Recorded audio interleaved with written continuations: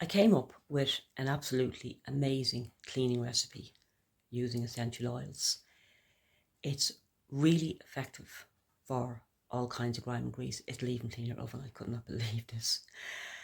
It smells absolutely gorgeous. It'll lift your mood as you're doing your cleaning, which is nice because usually most of us don't like cleaning that much.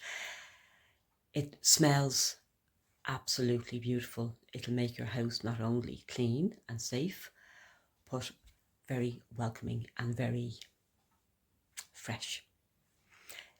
Would you like to have a look at the recipe? Oh, one more thing actually as well. It also gets rid of flies. Flies don't like it that much, which is great. And I've even sprayed it on flies and it kills them. Also good.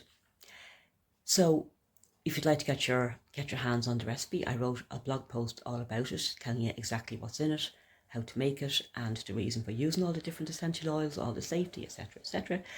So if you'd like to get it, just comment cleaning recipe below and I will get back to you with a link to the blog post. Okay, thanks a million. I hope you use and I hope you enjoy it. Bye.